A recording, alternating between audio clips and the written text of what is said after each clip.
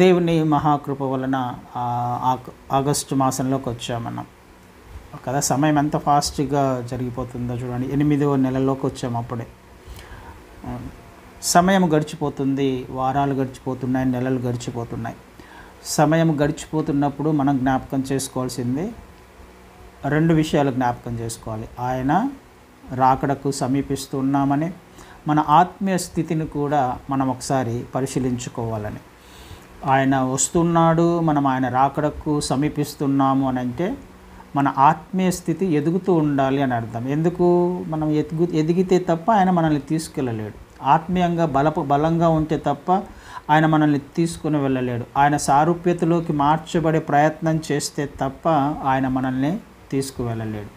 కాబట్టి వారాలు గడుస్తున్నప్పుడు, నెలలు గడుస్తూ ఉన్నప్పుడు భయపడాల్సిన అవసరము ఖచ్చితంగా ఉంది కదా. మన కమిటెడ్ క్రైస్తవ జీవితము, కమిటెడ్ క్రిస్టియన్ లైఫ్ అనేది చాలా ప్రాముఖ్యమైనది. జీవించే జీవిత విధానము, క్రైస్తవ్యం అనేది జీవించే జీవిత విధానము అని మనం అనేక సార్లు జ్ఞాపకం చేసుకుంటూ వస్తున్నాం. మంచిది. యాక్చువల్గా ఈరోజు అనంతపురం నుంచి నేను కర్నూలుకి వస్తూ ఉన్నప్పుడు ప్రయాణంలో ఉన్నాము. వెహికల్ కార్ డ్రైవ్ చేసుకుంటూ వస్తున్నాం. ఆల్మోస్ట్ హైదరాబాద్ కర్నూలుకి వచ్చిన తర్వాత యాక్చువల్ లంచ్ టైం అయింది. లంచ్ టైం అవుతున్నప్పుడు ఎక్కడో చోట లంచ్ చేసి వెళ్దామని పిల్లలతో మాట్లాడుతూ ఉన్నాను. మిర్రర్లో చూసుకుంటూ పిల్లలతో మాట్లాడుతూ ఎక్కడ చేద్దాం నాన్న, ఏం తిందాము అని మాట్లాడుకుంటూ వస్తుంది. వెహికల్ అయితే మూవ్ అవుతుంది, కానీ వాళ్ళతో మాట్లాడుతూ వస్తున్నాం. ముందు వెళ్తున్న వెహికల్ సడన్గా బ్రేక్ వేసాడు. ఆటో ఏదో అడ్డం వచ్చింది, సో అది వాడు స్పీడ్ వెళ్ళట్లేదని ముందు వెహికల్ సడన్గా బ్రేక్ వేసాడు. నేను చాలా అంటే నేను సడన్గా బ్రేక్ ఆ స్పీడ్లో సడన్గా బ్రేక్ వేయాల్సి వచ్చింది, తప్పని పరిస్థితి. ఆ మూమెంట్లో వెనక ఉన్న పిల్లలు ముందుకు పడ్డారు. చాలా దగ్గరికి వెళ్ళి, కారుకు దగ్గరగా వెళ్ళి కారు ఆగింది. అంటే ఏ ఇబ్బంది అయితే కలగలేదు, కానీ ఆ స్పీడ్లో వెళ్ళినప్పుడు ప్రాణాపాయం లేకపోయి ఉండొచ్చు, కానీ ఏదో కొద్దిగా నష్టం అయితే ఖచ్చితంగా జరిగేది. వెహికల్ గుద్దుకున్నప్పుడు వాడి వెహికల్, నా వెహికల్ డ్యామేజ్ అయితే ఖచ్చితంగా అయ్యేది. అయితే ఇది ఎలా జరిగింది అనే ఒకసారి ఆలోచన చేస్తే, నా ఫోకస్ ఎలా ఉండాలి? డ్రైవింగ్ మీద ఉండాలి, రోడ్డు మీద ఉండాలి. ఒక ప్రయాణంలో నేను ఉన్నాను. ఆ ప్రయాణంలో నేను ఏ ప్రయాణంలో అయితే ఉన్నానో, దేనినైతే డ్రైవ్ చేస్తూ ఉన్నానో దాని మీద మాత్రమే నా ఫోకస్ ఉండాలి.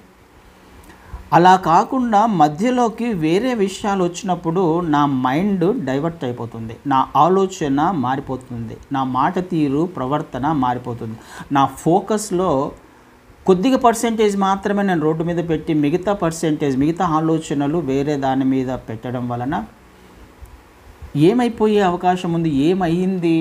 యాక్సిడెంట్ అయ్యే అవకాశం ఉండేది, నష్టపోయే అవకాశం ఉండేది. అది ఎలాగైనా జరిగి ఉండొచ్చు. అది వెహికల్ డ్యామేజా, లేకపోతే మాకు దెబ్బలు తగిలేయా, లేకపోతే ఇంకొకట, కానీ ఏదో ఖచ్చితంగా నష్టమైతే జరుగుతుంది. అసలు ఆలోచన చేసే ప్రయత్నం చేద్దాం. ఒక చిన్న ప్రయాణంలోనే మన జీవితంలో ఫిజికల్ డ్యామేజ్ జరుగుతూ ఉన్నప్పుడు, మన ఆత్మీయ ప్రయాణంలో, ఆత్మీయ జీవితంలో మన ఫోకస్ క్రీస్తు వారి మీద కాకుండా, ఎవరి మీదైతే మనము దృష్టి పెట్టి, ఎవరినైతే విశ్వసించి మనము క్రైస్తవ్యంలోకి వచ్చామో, మన ఫోకస్ ఆయన మీద కాకుండా మిగతా విషయాల మీద పెట్టి మనము జీవించే ప్రయత్నం చేస్తే, మన ఆలోచనలను షేర్ చేసుకునే ప్రయత్నం చేస్తే, మన ప్రవర్తనను షేర్ చేసుకునే ప్రయత్నం చేస్తే, ఇప్పుడు బాగానే ఉండొచ్చేమో, ప్రయాణిస్తున్నంతసేపు బాగానే ఉండొచ్చేమో, కానీ సడన్గా ఆగిపోవాల్సి వచ్చినప్పుడు డ్యామేజ్ అయ్యే అవకాశం ఉంది. తప్పు తెలుసుకునే లోపల, గ్రహించే లోపల డ్యామేజ్ అయ్యే అవకాశం ఉంది కదండి. అవునంటారా, కాదంటారా? ఆలోచన చేసే ప్రయత్నం చేద్దాం. మన ఫోకస్, మన గురి, మన ఆత్మీయ ప్రయాణము, ఆత్మీయ జీవితంలో ఏ విధంగా మనం ఉండాలి, ఏ విధంగా మన ప్రయాణాన్ని కొనసాగించాలి అన్నది చాలా ప్రాముఖ్యమైనది కదా. అందుకనే కీర్తనకారుడు 16వ అధ్యాయంలో 16వ కీర్తనలో 16వ కీర్తన 8వ వచనాన్ని చదువుతాను. 16వ కీర్తన 8, 9 వచనాలను చదివితే, సదాకాలము యెహోవా యందు నా గురి నిలుపుచున్నాను, ఆయన నా కుడిపార్శ్వమందున్నాడు కనుక నేను కదల్చబడను. అందువలన నా హృదయము సంతోషించుచున్నది, నా ఆత్మ హర్షించుచున్నది, నా శరీరము కూడా సురక్షితముగా నివసించుచుంది. సదాకాలము యెహోవా యందు నా గురి నిలుపుచున్నాను కదండి. ఇందాక పాట పాడుకున్నాం, సదాకాలము ప్రతి సమయములో, ప్రతి సందర్భములో, ఎవ్రీ టైం కదండి, ప్రతి సమయంలో నా గురి నిలుపుచున్నాను, యెహోవా యందు నిలుపుచున్నాను. అంటే నా ఫోకస్ ఆయన మీద మాత్రమే ఉండాలి. ఆయన మీద మాత్రమే ఉన్నప్పుడు ఏమవుతుందంట, ఆయన నా కుడి పార్శ్వమందు ఉన్నాడు కనుక నేను కదల్చబడను. క్రైస్తవ జీవితం అనేది ఇది మాత్రమే.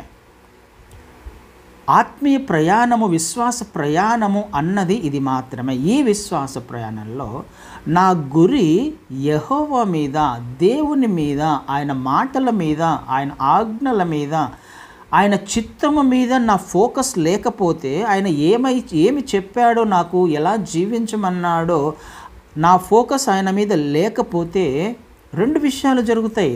ఇక్కడ కండిషన్ అర్థం అవ్వాలి మనకి. ఒక విషయాన్ని మాత్రమే మనం వాగ్దానంగా తీసుకుంటామేమో కదా, ఒక విషయం మాత్రమే మనం ఆలోచన చేసే ప్రయత్నం చేస్తామేమో కదా. ఆయన నేను కదల్చబడను అని అన్నాడని చెప్పేసి సంతోషపడతామేమో కదా. నేను సంతోషపడతాను, ఆ వాగ్దానము నన్ను ఏమని చేస్తుంది, నువ్వు కదల్చబడవు, నీకేం కాదు, నీకు భయం లేదు. ఈ వాగ్దానాన్ని చూసి మనం సంతోషించొచ్చేమో, కానీ అది నెరవేర్చబడదు. నెరవేర్చబడాలి అని అంటే ఒక కండిషన్ ఉంది. ఈ 2 వైపులా వాక్యం గురించి ఆలోచన చేయకపోతే క్రైస్తవుడు ఖచ్చితంగా యాక్సిడెంట్ అవుతుంది. ఆలోచన చేసే ప్రయత్నం చేద్దాం. నేను కదల్చబడను అని అంటే ఎందుకు కదల్చబడను? ఇది జరిగినప్పుడు ఇది జరుగుతుంది. ఏం జరగాలి? యెహోవా యందు నా గురి ఉంచాలి. ఎప్పుడు ఉంచాలి? సదాకాలం ఉంచాలి. అప్పుడప్పుడు కాదు, ఎప్పుడో ఒకప్పుడు కాదు, పండగలకు పబ్బాలకో లేకపోతే ఆదివారం పూట కాదు కదా. ఆలోచన చేసే ప్రయత్నం చేద్దాం. దేవుడు నన్ను కదల్చనీయకుండా విశ్వాసంలో స్థిరంగా ఉండాలి. నా ఆత్మీయ ప్రయాణంలో నేను సాఫీగా నా ప్రయాణం సాగాలి అని అంటే, ఆయన మార్గంలో సాగాలి అని అంటే నేను చేయాల్సిన పని, నా గురి ఎప్పుడు కూడా సదాకాలము ఆయన మీద ఉండాలి. అప్పుడు మాత్రమే కదల్చబడను నేను, అప్పుడు మాత్రమే భయపడను నేను. దావీదు గారు అదే అంటారు, నా కుడి పక్కన 1000 మంది పన్నా ఎడమ పక్కన నేనేం భయపడను. ఎందుకు భయపడడు? ఆ కండిషన్ అర్థం కావాలి. ఆయన ఆశ్రయదుర్గంగా ఉన్నాడు కాబట్టి, ఆయన యందు గురి పెట్టుకొని ఉన్నాడు కాబట్టి, ఆయన దుర్గంలో, ఆయన ఫోర్ట్రెస్లో ఈయన ఉన్నాడు కాబట్టి ఆయనకు భయం లేదు. శత్రువు మీదకి వచ్చినా భయపడాల్సిన అవసరం లేదు. ఎంతమంది ఏ పరిస్థితులు జరుగుతున్నా నా జీవితంలో భయపడాల్సిన అవసరం లేదు. ఎందుకు? ఆయన మీద నా గురి పెట్టుకున్నాను. నా గురి పెట్టుకుంటే ఏమవుతుంది? ఆయన మీద సదాకాలం నా గురి పెట్టుకుంటే ఏమవుతుంది? ఆయన నా కుడి పార్శ్వమున ఉన్నాడనే విషయం నాకు అర్థమవుతుంది కదండి. సదాకాలం ఆయన మీద గురి పెడితే అక్కడ ఒక విషయం జరుగుతుంది. ఏమవుతుంది? నీకు ఒక ధైర్యం వస్తుంది. ఏం ధైర్యం వస్తుంది? ఆయన నా పక్కలో ఉన్నాడు, ఆయన నా కుడి పార్శ్వంలో ఉన్నాడు. ఇది సెన్స్ చేయగలం మనము. దీనిని అనుభవించే స్థాయికి వెళ్ళాలి. క్రైస్తవ్యం అంటే, విశ్వాస ప్రయాణం అంటే అది. ఆయన మీద గురి పెట్టినప్పుడు ఆయన నా పక్కలోనే ఉంటాడు, నా కుడి పార్శ్వమున ఉంటాడు, ఆయన నా ముందరే ఉన్నాడు. ఎంత అదృష్టం అండి, ఎంత ధన్యత. అప్పుడు ఏమవుతుంది? ఆయనే నా పక్కలో ఉన్నప్పుడు ఏది నన్ను ఏమి చేయగలదు కదండి. వ్యతిరేకంగా ఏ ఆయుధమైనా రూపించబడగలదా మనకు? అది కీర్తనకారుడికి అర్థమైంది. ఆయన నా కుడి పార్శ్వమున ఉన్నాడు. ఎంత ధైర్యం కదండి మనకి, ఎంత ధైర్యం. ఆయననే నా పక్షంగా ఉంటే ఇంకా విరోధేవుడు ఏ పరిస్థితులు నన్ను తాకగలవు? అయితే ఎప్పుడు ఉంటాడు? ఇది నేను ఎప్పుడు సెన్స్ చేయగలను? నేను ఆయన మీద నా గురిని పెట్టినప్పుడు, సదాకాలం, అది కూడా సదాకాలము ఆయన మీద నా గురిని పెట్టినప్పుడు ఆయన నా పక్కలోనే ఉంటాడు. ఎంత అదృష్టము, ఎంత ధన్యత క్రైస్తవులకు ఇచ్చాడు దేవుడు. ఎల్లప్పుడూ ఆయన మనతో ఉండడానికి ఇష్టపడుతున్నాడు. అయితే కండిషన్ అనేది ఒకటి ఉంది అనే విషయం జ్ఞాపకం చేసుకోవాలి. ఊరికినే ఆయన మన పక్షముగా ఉండడు, మన కుడిపక్కలో ఉండడు. ఆయన మనము కదల్చబడనీయకుండా చేయడు. ఎందుకు నేను కదల్చబడలేను అని అంటే, ఆయన నా పక్కలో ఉన్నాడు కాబట్టి నేను కదల్చబడను. ఎందుకు ఆయన నా పక్కలో ఉంటాడంటే, ఎప్పుడు నా గురి ఆయన మీద పెట్టి ఉన్నాను కాబట్టి ఆయన నా పక్కలో ఉన్నాడు. కాబట్టి నాకు భయం లేదు. అందుకనే అంటాడు కింది వచనాల్లో, అందువలన, ఎందువలన, ఇందువలన. ఈ 8వ వచనం నెరవేర్చబడినప్పుడే కదా. 8వ వచనంలో నేను కదల్చబడను అనేది నెరవేర్చబడాలి అని అంటే ఆ పైన కండిషన్ నెరవేర్చబడాలి. 8వ వచనం నెరవేర్చబడాలంటే, అందువలన నా హృదయము సంతోషించుచున్నది, నా ఆత్మ హర్షించుచున్నది, నా శరీరం కూడా సురక్షితంగా నివసించుచుంది. నా శరీరము, నా ఆత్మ సురక్షితంగా, ఆనందంగా, సంతోషంగా ఉంది. అందువలన, ఎందువలన, 8వ వచనంలో చెప్పబడినందువలన. 2 విషయాలు ఖచ్చితంగా ఆలోచన చేయాలి. ఏ వాగ్దానం కూడా కండిషన్ లేకుండా లేదు. అన్ని వాగ్దానాలు కండిషన్తో మాత్రమే నెరవేర్చబడతాయి. నేను కదల్చబడను ఆయన మీద గురి పెట్టినప్పుడు. నా ఆత్మ సంతోషిస్తుంది, నా శరీరం క్షేమంగా ఉంది. 2 రకాలుగా మనకు క్షేమము.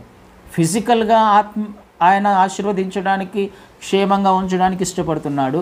ఆత్మీయంగా ఆనందాన్ని, సంతోషాన్ని ఇవ్వడానికి ఇష్టపడుతున్నాడు.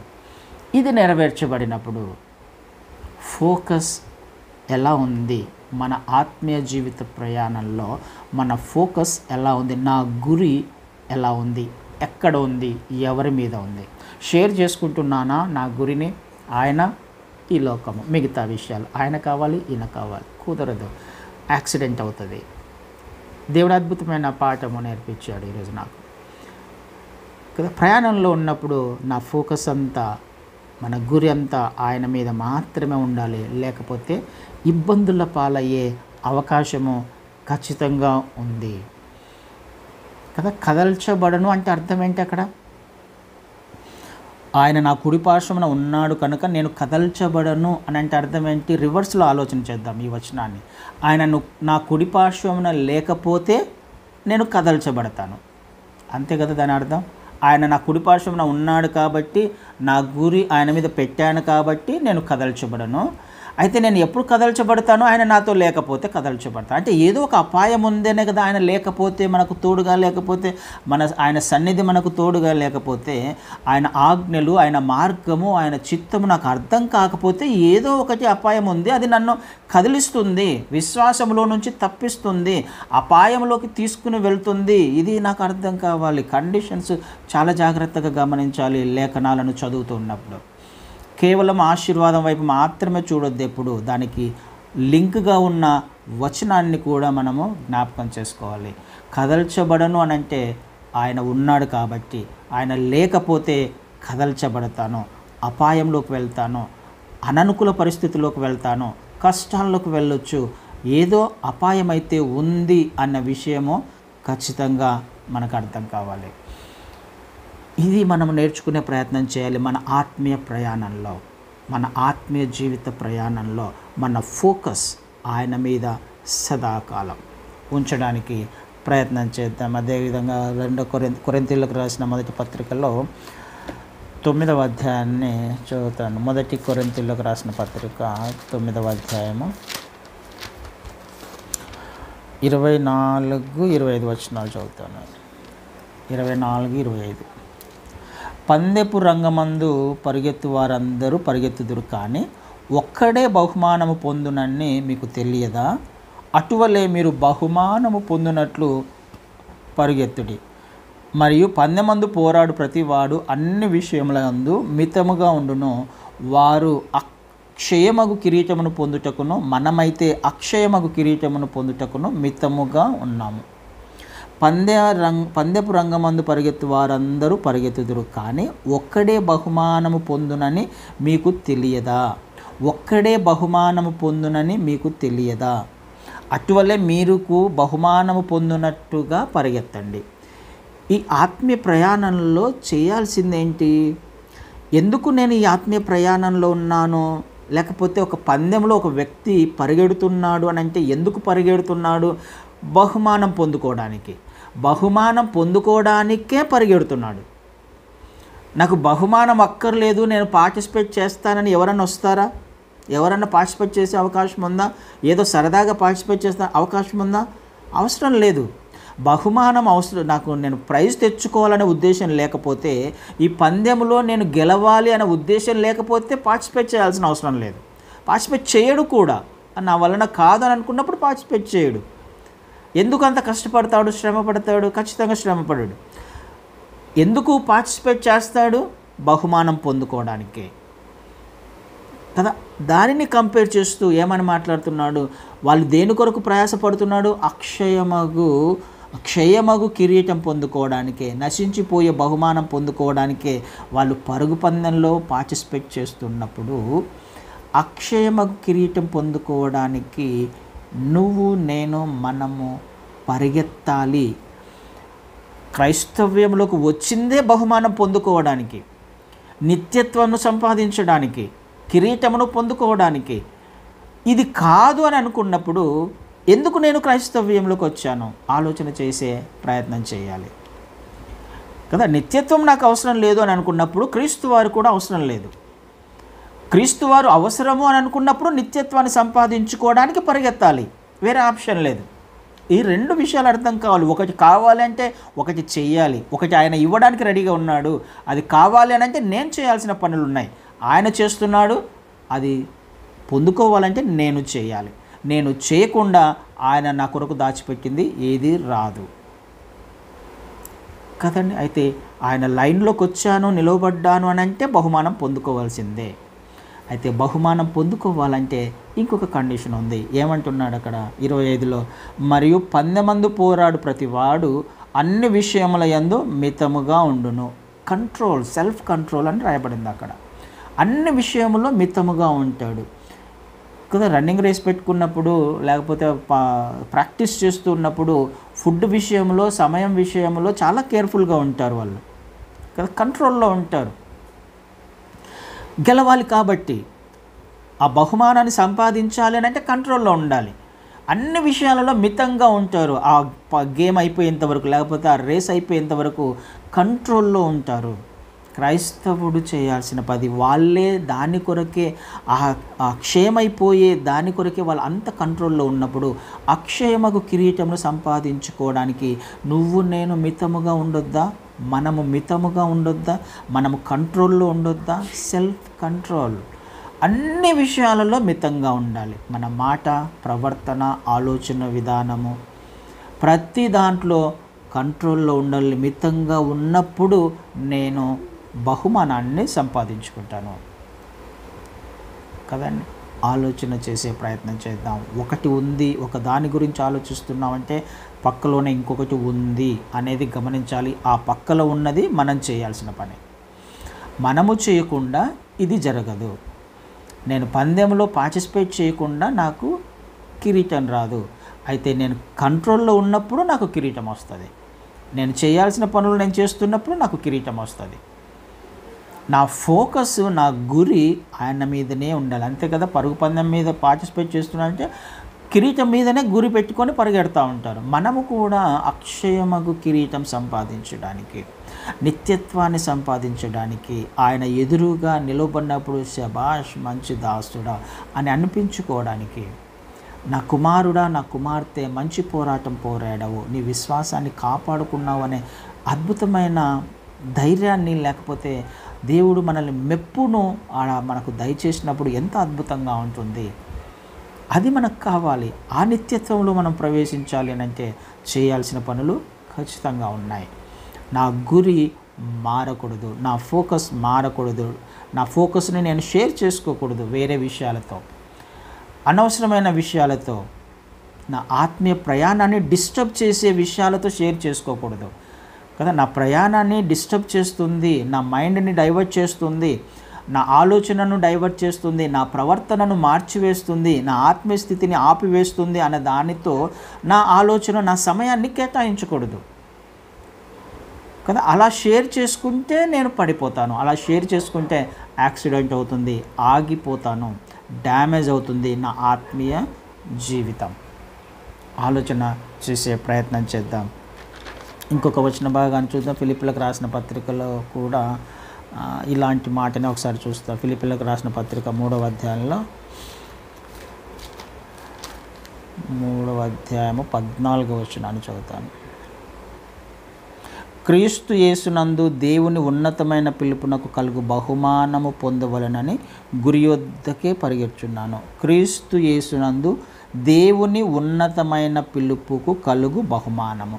దేవుని ఉన్నతమైన పిలుపుకు కలుగు బహుమానము. నీవు, నేను, మనము పిలువబడింది బహుమానం పొందుకోవడానికి. ఇది అల్టిమేట్ కాల్, ఇది ఉన్నతమైన పిలుపు. అది క్రైస్తవ్యం అనేది ఉన్నతమైన పిలుపు. క్రైస్తవుడు, క్రైస్తవురాలు అనేది ఉన్నతమైన పిలుపు. దీని కొరకు ఒక బహుమానము దాచిపెట్టబడింది. ఈ బహుమానము నేను పొందుకోవాలంటే గురి యొద్దకు పరిగెత్తాలి. మనల్ని ఎందుకొరకు పిలిచాడో ఆ పిలుపు యొక్క ఉద్దేశం ఏంటో అర్థం అవ్వాలి. క్రైస్తవుడిగా, క్రైస్తవురాలుగా పిలువబడుతున్నామంటే దాని యొక్క ఉద్దేశం ఏంటో మనకు అర్థం అవ్వాలి. ఆ ఉద్దేశ ప్రకారం మనము జీవించకపోతే గురి యొద్దకు పరిగెత్తలేము, గురి యొద్దకు వెళ్ళలేము. ఆలోచన చేసే ప్రయత్నం చేద్దాం. గురి యొద్దకు పరిగెత్తాలి అని అంటే నేను ఆ రేసులో నా ట్రాక్లో నేను ఉండాలి కదా. వేరే ట్రాక్లోకి వెళ్ళడానికి అవకాశం లేదు.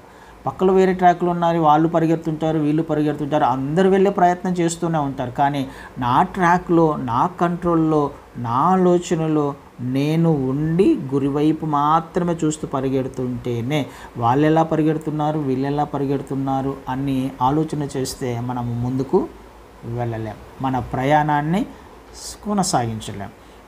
ట్రాక్లో ఉండేది నేను, కారును డ్రైవ్ చేస్తుంది నేను, కాబట్టి నేను కంట్రోల్లో ఉండాలి కదా. వేరే వాళ్ళు నా పక్కన కూర్చున్న వాళ్ళు ఎలాగైనా ఉండాల్సిన అవసరం, వాళ్ళు ఎట్లయినా ఉండండి, వాళ్ళ ఆలోచన ఎట్లయినా ఉండండి, వాళ్ళు పాటలు పాడుకుంటూ ఉండొచ్చు, మాట్లాడుకుంటూ ఉండొచ్చు, ఏదైనా చేస్తూ ఉండొచ్చు పక్కలో ఉన్నవాళ్ళు. నాకు సంబంధం, నేను ఉండకూడదు అలా. ఆ డ్రైవింగ్ సీట్లో కూర్చొని డ్రైవ్ చేస్తున్నప్పుడు నేను అలా ఉంటే నేను ఎలా వెళ్తాను ముందుకి? కుదురుతుందా ప్రయాణం? ముగించగలనా నా ప్రయాణాన్ని? ఖచ్చితంగా మధ్యలోనే ఆపివేయాల్సి వస్తుంది. నేను కూడా ఆలోచన చేస్తే, నేను కూడా పాటలు పాడుకుంటుంటే, నేను కూడా నా మైండ్ని డైవర్ట్ చేస్తే వేరే విషయాల మీద నా ప్రయాణాన్ని మధ్యలోనే ఆపివేసే అవకాశం ఉంది, ఆగిపోతుంది. ఆలోచన చేసే ప్రయత్నం చేద్దాం. పక్కన వాళ్ళు కాదు, ఆ ట్రాక్లో వాళ్ళు కాదు, వాళ్ళు ఎట్లన్నా ఉండని, నేను గెలవాలి. పరుగు పందెంలో నేను గెలవాలి, నాకు బహుమానం రావాలి. ఎవరంతకు వాళ్ళకు బహుమానం రావాలి. ఎవరి జీవితాన్ని వాళ్ళు డ్రైవ్ చేస్తున్నారు, ఎవరి ఆత్మీయ ప్రయాణాన్ని వాళ్ళు జీవిస్తున్నారు, వాళ్ళు కొనసాగిస్తూ ఉన్నారు. వాళ్ళ ట్రాక్ వాళ్ళకు ఉంది. ఆ ట్రాక్లో వెళ్ళకపోతే, నీ అంతకు నీవుగా ముందుగా వెళ్ళకపోతే, ఆగిపోయే అవకాశం ఉన్న విషయాల మీద శ్రద్ధ చూపిస్తే ఆగిపోయినట్టే. ఆత్మీయ ప్రయాణం డ్యామేజ్ అయినట్టే, ముందుకు కొనసాగే పరిస్థితి లేనట్టే. ఆలోచన చేసే ప్రయత్నం చేద్దాం. ఎందుకు పిలువబడ్డాం? పిలుపు ఉన్నతమైన పిలుపు. ఇది బహుమానం పొందుకోవడానికి పిలువబడ్డాం, నిత్యత్వాన్ని సంపాదించడానికి పిలువబడ్డాం. ఈ ఫోకస్ నాకు లేకపోతే నేను తప్పిపోతాను కదా. నీళ్ళ మీద పేతురు గారు నడుస్తూ ఉన్నారు. పేతురు గారు నీళ్ళ మీద నడుస్తాను, నేను నడవాలి అయ్యా అంటే సరే వచ్చేసే అంటాడు.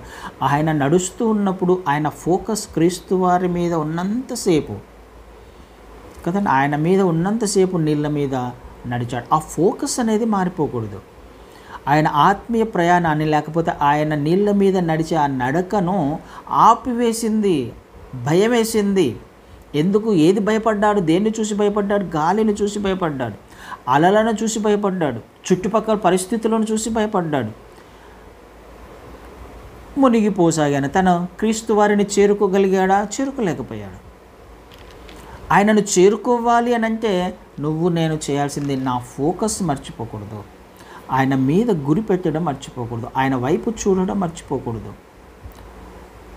కానీ ముందుకు వెళ్ళాలి అని అంటే చుట్టూ పరిస్థితులు ఎలాగ ఉన్నా, భయంకరంగా ఉన్నా, భయం కొల్పేవిగా ఉన్నా, అలలు రేగి పడుతున్నా, తుఫాను లేచిన ఎదురుగా ఆయన ఉన్నాడు, నా కుడి పార్శ్వమున ఆయన ఉన్నాడు కాబట్టి నేను కదల్చబడను. కీర్తనకారుడు అంటున్నాడు, ఆయన ఉన్నాడు కాబట్టి నేను కదల్చబడను. ఆయన ఉన్నాడని ఎలా తెలిసింది? నేను చూస్తున్నాను ఆయనని, ఆయన నా ముందే చూపాను, ఆయన మీద నాకు గురి పెట్టుకున్నాను కాబట్టి. అందుకనే నేను భయపడట్లా. కానీ పేతురు గారు భయపడ్డారు. ఆయన ఎదురుగా ఉన్నా పక్కకు చూస్తూ ఉన్నాడు. మన ఆత్మీయ ప్రయాణం మన ముందు ఉన్నా, మన జీవితము ఎక్కడికి వెళ్ళాలో మనకు తెలిసినా నేను పక్కకు చూస్తున్నాను, పక్కగా ఆలోచన చేస్తున్నాను, మిగతా విషయాల మీద కాన్సన్ట్రేషన్ ఉంది, ఫోకస్ ఉంది. అలాంటప్పుడు ఏమైపోయాడు పేతురు గారు? మునిగిపోసాగెను, క్రీస్తును చేరుకోలేకపోయారు. మనము ముందుకు చేరుకోవాలి, ముందుకు ప్రయాణం చేయాలి, క్రీస్తు వారిని చేరుకోవాలి. తండ్రి కుడిపార్శ్వమున క్రీస్తు వారు ఉన్నారు, క్రీస్తు వారి కుడిపార్శ్వమున సీటు ఖాళీగా ఉంది, నీ కొరకు నా కొరకు. ఆయన కుడిపార్శ్వమున కూర్చోవాలి అని అంటే, వెళ్ళాలి అని అంటే, ఆయనను చేరుకోవాలి అని అంటే అటు ఇటు చూడొద్దు. నా ఆలోచనలను వేరే విషయాల మీద కాన్సన్ట్రేషన్ లేకపోతే షేర్ చేసుకోవద్దు, నా గురి వేరే వైపు మరల్చకూడదు. అప్పుడు మాత్రమే నా ప్రయాణం ముందుకు సాగుతుంది. కానీ నా ఆలోచనలు వేరేగా ఉన్నప్పుడు ఖచ్చితంగా యాక్సిడెంట్ అవుతుంది, ఖచ్చితంగా డ్యామేజ్ అవుతుంది కదా. ఆలోచన చేసే ప్రయత్నం చేద్దాం. పేతురు గారి పరిస్థితి ఎలా ఉందో మనకు తెలుసు, మన పరిస్థితి ఎలా ఉందో మనకు తెలుసు. ఆ విషయాలను మన ముందు దృష్టాంతరములుగా ఆయన పెట్టాడు, రాయించాడు అని అంటే మనము అలా ఉండకూడదు అని.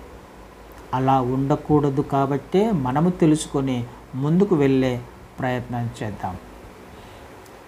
మన ఆలోచన, మన ప్రవర్తన, మన మాట, హృదయస్థితి, తలంపు ఆయన మీద ఫోకస్ మారిపోకూడదు, గురి మారిపోకూడదు. ఆ గురి మారిపోతే నా ప్రయాణం ఆగిపోతుంది. ఆ గురి మారిపోతే నా ఆత్మీయ జీవితం ముందుకు సాగదు, ఆయనను చేరుకోలేను. పొరపాటు జరిగిండొచ్చు, తప్పులు జరిగిండొచ్చు. అయితే ఏం చేయాలి? పేతురు గారు ఏం చేశాడు? తప్పు చేసి గ్రహించాడు. వెంటనే పేతురులో ఉన్న గొప్ప లక్షణం అది. వెంటనే సరి చేసుకునే ప్రయత్నం చేస్తాడు కదా. తప్పు చేస్తాడు, సరి చేసుకుంటాడు. పొరపాటు చేస్తాడు, తొందరపడతాడు, సరి చేసుకుంటాడు. వెంటనే ఏం చేశాడు? అయ్యా రక్షించు నాయనా అని చెప్పేసి ఒక కేక వేయంగానే, మునిగిపోతున్నాను రక్షించమని కేక వేయగానే క్రీస్తు వారు వచ్చి చేపట్టుకొని పైకి లాగి నిలువబెట్టి మళ్ళీ తనతో పాటుగా తీసుకొని వెళ్ళి ఆ పడవలో కూర్చున్నాడు. మళ్ళీ నడిచాడా? మళ్ళీ క్రీస్తు వారు లేపి నిలబెట్టాడు, నీళ్ళ మీద లేపాడు కదా. మళ్ళీ లేపి నడుచుకుంటూ వెళ్ళారు, ఇద్దరు నడుచుకుంటూ వెళ్ళారు, వెళ్ళి దోణి ఎక్కారు. మళ్ళీ ఆయన నిలవబెట్టగల సమర్థుడు. మునిగిపోతున్నా, ఏ స్థితిలో ఉన్నా, ఏ అననుకూల పరిస్థితులు ఉన్నా, ఎందులో సింక్ అవుతున్నా ఆయన నిలువబెట్టగల సమర్థుడు.